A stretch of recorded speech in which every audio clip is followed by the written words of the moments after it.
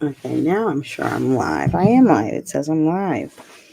And I'm sure I have sound. So I'm just going to go ahead and do an intro and say, hey there, YouTube, slasher chicks and slasher dudes. My name is Alicia. From the Smash It. And that was John doing some ad while I tried to check and make sure we're live. I don't even know what channel this is. I'm looking up. But we're on. Oh, let me fix my ticker. I meant to do all these things before, but I was in a rush to make sure that I got on earlier than I did the other day before I started day 8 of 98. Um, and so I had to just do what I had to do. That's what I had to do. So, right, my sound's working. There we go. Now, I stole this title, as they say. What is it? Good artists copy, great artists steal. I really need to put my do not disturb on because I just got a text from my mom and I almost laughed out loud. And I also got this picture of food that looks really good. Okay, I'm gonna respond to this message and then we're gonna chat. Because I was inspired with this title by well, as usual, a YouTube video I saw. I really do love YouTube. It's pretty much, it's not the only thing I consume, but it is what I watch the most over television or anything like that, or Netflix or yeah any other source of content. Now, I don't know if this one person that's listed, yeah, that sounds about right. So anyway, my name is Alicia. On this channel, ideally, I would like to talk about growth mindset and negotiation strategies that allow you to hack a life that you love, so that you never have to choose between this or that. You could also always say yes to this slash that. And I titled this, yeah, how I manifested my dream life. One, because yeah, I was, like I said, inspired by the other guy's video. Let me see what his name is. It's something I I really like this person's channel, and I'm incredibly biased because, admittedly, he's not hard to look at, and so you really could talk about almost anything, and I probably would be watching it, but that's neither here nor there. I just want to name that I have that bias before I show you what I'm trying to show you. Now, I don't know, I think I need to go in my history. One thing about, see, yeah, just even again now, once this channel loaded, I was struck. One thing about going live is that it takes up a lot of bandwidth. I really shouldn't have anything else open while I'm doing this for the best experience. I'm pretty sure I'm lagging, but I don't know if I'm lagging. So if you are here and in the chat, let me know if I'm lagging. I still don't understand either how you see people, but okay. So I'm going to show you the video I was inspired by for this title that made me think about this, and then we'll do a little story time until I got my half an hour in here. I don't know if this, so the last time I tried to show a video, it wouldn't let you hear the sound, but we'll just see what happens here. Because I have to share the other screen for you to see this. Yeah, also share the audio. Okay. We should be fine, Oh, but the sound was low. That might have had something to do with it. And how do I bring myself down? Boom, pow, surprise. Let's go. All right. Under normal circumstances, I let creators ads play because you want powerful machine learning model We're not doing that though right now. nowadays just by chatting to an AI. Welcome to the video. Guys, Merry Christmas Eve. I will say Merry Christmas tomorrow, but today's a Merry Christmas Eve. It's nice. You know, when you actually look back in the Christmas that you had when you were a child. Oh, this isn't even the video I was talking about. I don't think it is. Because it wasn't from Christmas. It was on his channel. I don't know. That's not the point. The point isn't even his video. The point was, when he got started talking about it, it made me think about, where, when, and how I've done this in my life. The other thing that made me inspired this was, let me see, I think it's called Bailey Daily. I hope that's the name of her channel. So I actually used to love Big Brother. And this was the last season that I watched, was when Bailey and Swaggy C were on it and happened to have a showmance. Oh my gosh, it's really been that long since I watched Big Brother. I forgot all the terminology. So yeah, their showmance led to this union, and then I think they went on to do some other like reality shows and stuff, and I think they were on The Challenge, something or another. And now they're on the YouTube, which, not surprisingly, you see a lot of like former reality TV people do that, and I feel like they come to the YouTube because, yeah, they might have made money through content before, but it was somebody else controlling their image, and I think they probably like to be able to control their own narrative here. Anyway, Bailey started also this podcast.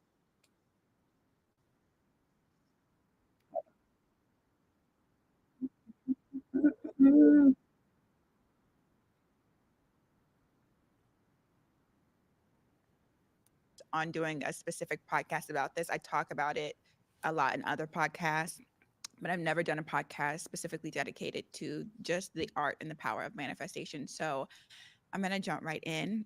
What is this? And I'm going to Oh, start I made with that. just a All right. little bit of My bad. affirmation on manifestation. So I Well, am that's a great. master manifester.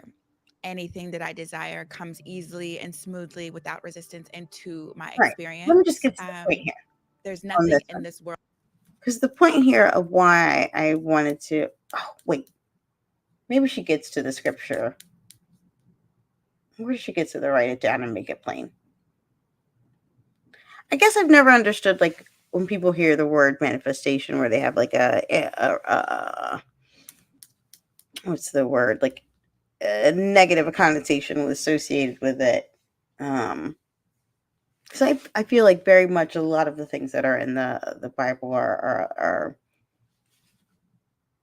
even the phrase, like the concept of manifestation is like it's achieving your goals, y'all. Like faith without works is dead. It doesn't mean just sit there and be like, oh, things are gonna come. It's just like, but what gets measured gets results. Thank you, Coach Sherry. Yeah, don't worry, we'll make this happen so we can both achieve our goals here, because you are on day 11. Is that? Yeah. And right now I am about 10 minutes in, so I'm a third of the way. And part of the reason, I wanted to talk about this is I've been recommended a lot of content about like reinvention, particularly reinvention for women of a certain age. And now I'm definitely having a reaction to the words reinvention, because I don't know, I've always wanted to be in like a constant state of evolution. Yes, we have had 2 long nights. Today I had I had a I had a meeting with an old coworker, And she and I meet maybe like quarterly to kind of catch up, see how life's going, catch up on our goals, and support one another kind of thing. So that was cup filling. And then, yeah, I had a committee meeting after that. So I managed to take that on my way home. I came home, I finished my notes, and then, yeah, I hopped on live. I did eat dinner, though, this time today. Hopefully you ate dinner too, Coach Sherry. I would assume, though, because you are an athlete, you probably don't have those problems about actually making sure that you have a healthy relationship with eating. So there's that. But yeah, I like to be in like a constant state of evolution. But one of the things that I often say when like my coworkers do ask me like, "Oh, how you doing, Alicia?" I do often answer like, "Living the dream." I say it sarcastically sometimes, but it is, but I keep it as a reminder because in many ways it is true. Like in 2015, I had a coach, and a girlfriend of mine. We actually got a shared coach. Like we had a shared engagement, and we would go to our coaching sessions together with our goals and plans, etc. And then we would be accountability partners for one another in between.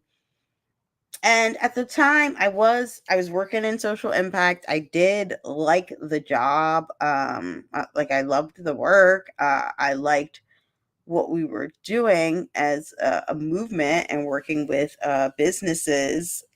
I feel like once an athlete, always an athlete, Coach Sherry. And you can't say you used to be.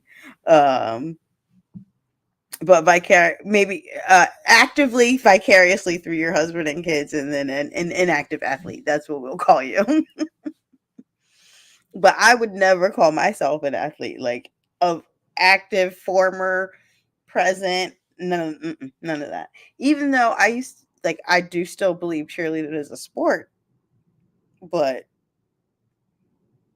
only if you're tumbling. I wasn't doing that. So, but yeah, at that time, I think it was like 2015. I did like working in that community, and I liked what we were trying to do as far as the using business as a source for good.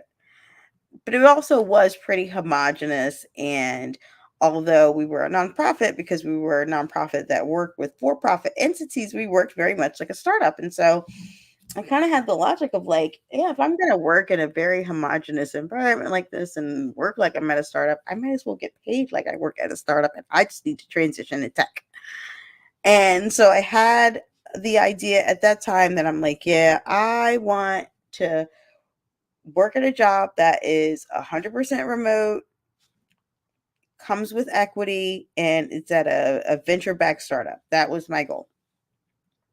And since then, I've done that twice over. And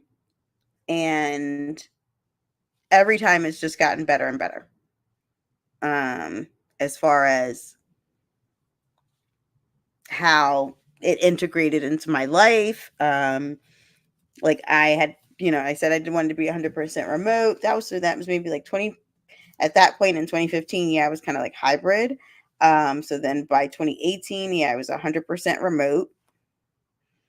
But I was still working that was like right when I decided to leave the impact company. And I had kind of a plan, but I didn't have a plan, but it was like, I had reached my threshold.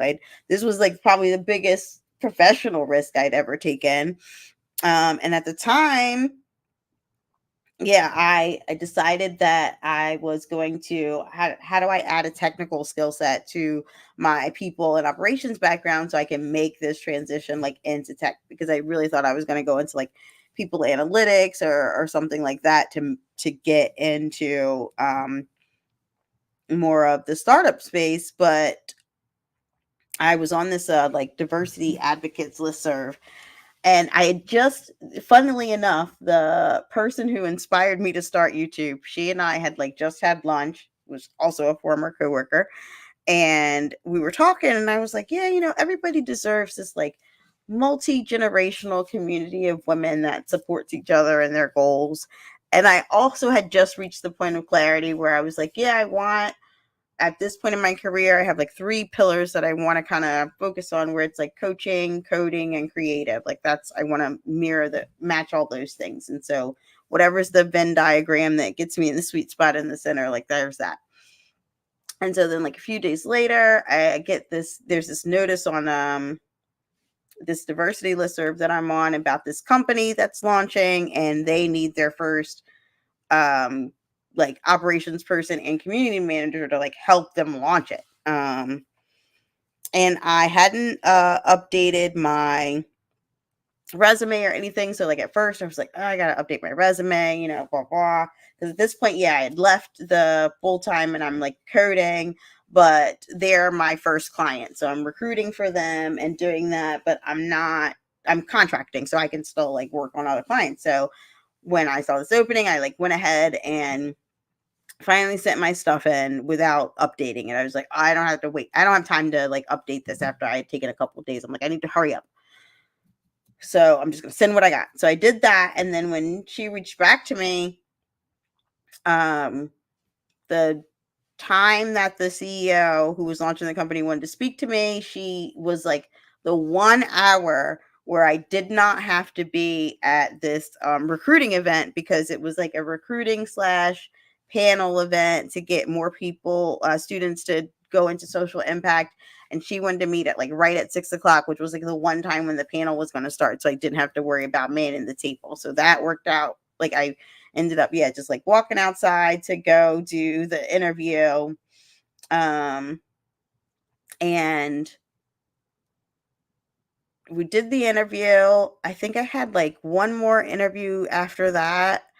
And then she had me talk to like one of her friends who was like an advisory board member. So I did not know this woman from ever.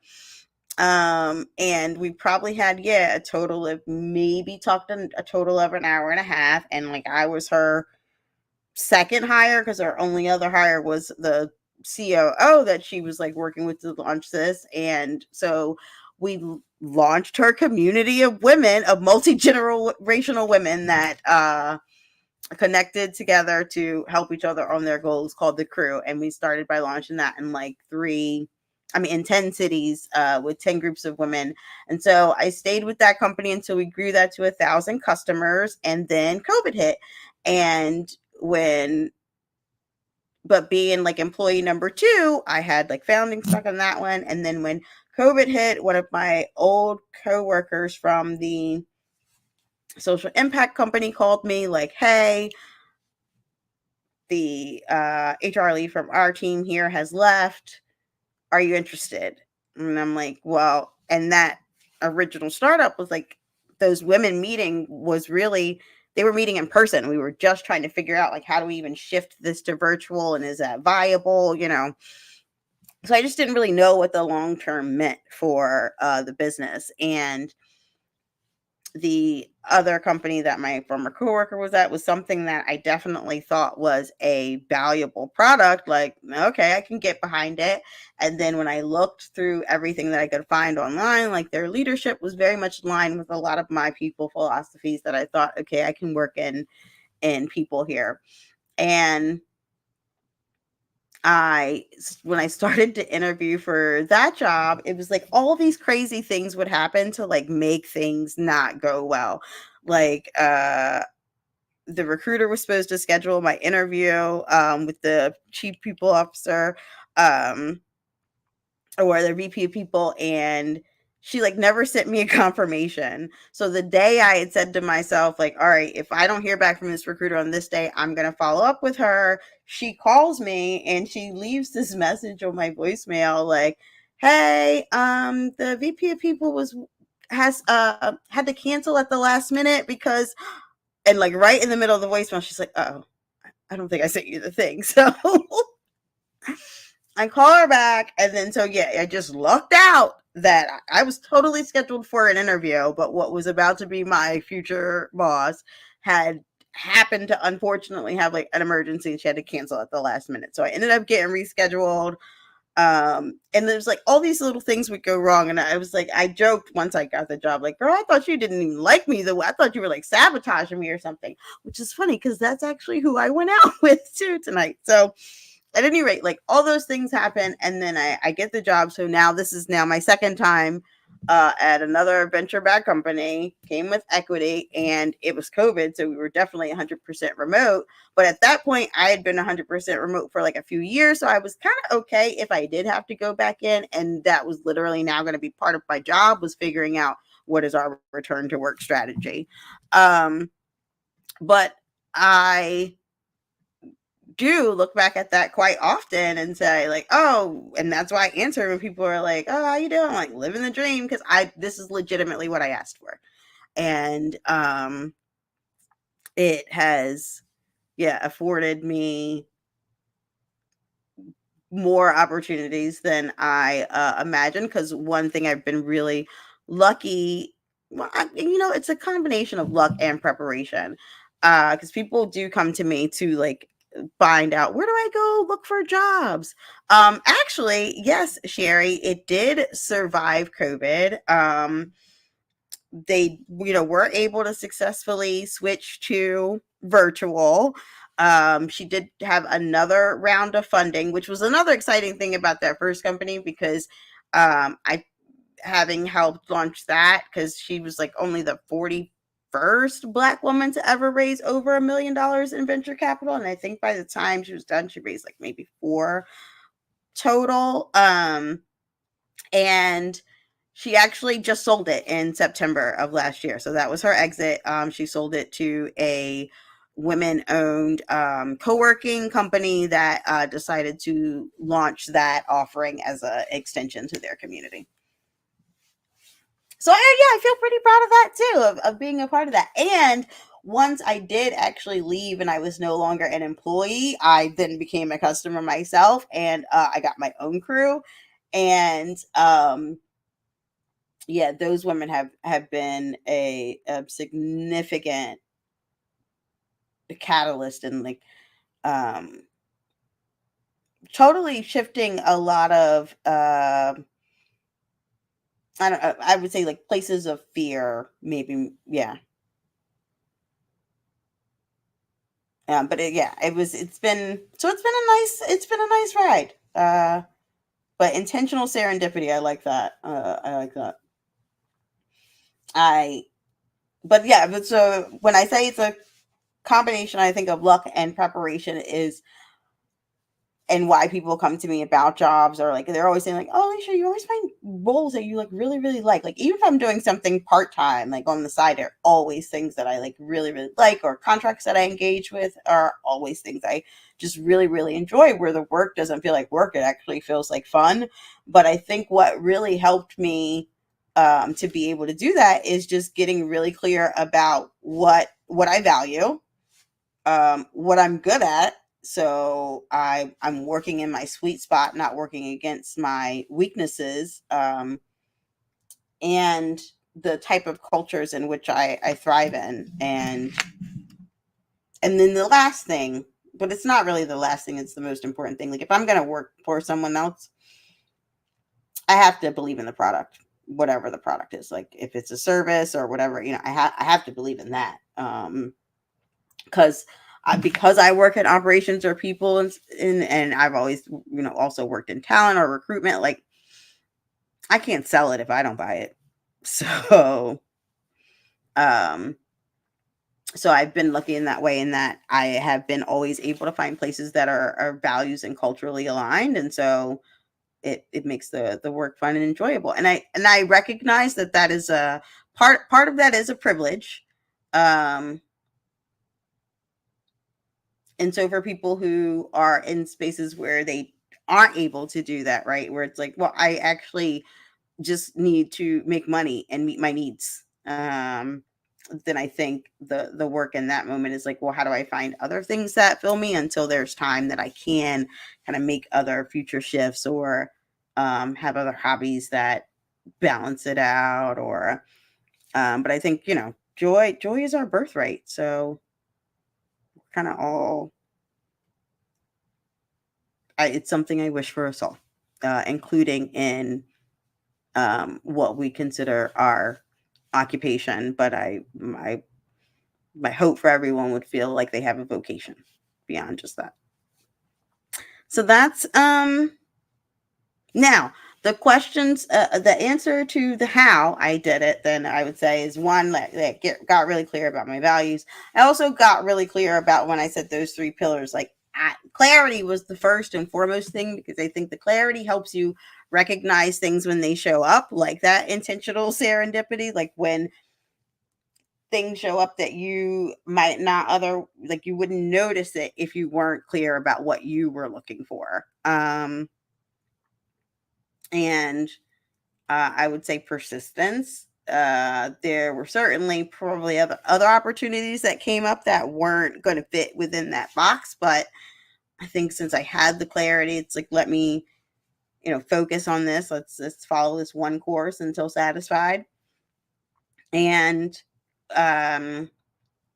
one of the things I do really like to do that I think is the clarity allows you to do, and then it will help you get creative about the things you're looking out for, is scripting, where I like to write about the thing as if it's already happened, just like from a place of gratitude, and describing it in a way that's like my ideal scenario. And that also takes a little bit of the pressure off too. It makes it feel a little like this is feasible, this is doable, and it's something to get when you're feeling maybe a little frustrated along the journey, or maybe you haven't gotten far enough. It's also something to kind of go back to, where you know that you've the road is paved. It just might be a little bumpier than you anticipated, or a little longer than you anticipated. But if you stay the course, it's assuredly yours if that's what it's meant to be. But stay the course. So yeah, I never take clarity for granted. That's a very good point. Because I can definitely say there's probably been times in my life where I have,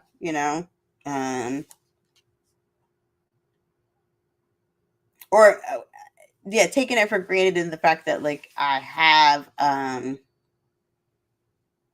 the tools with which to gain it. I would definitely say that's true.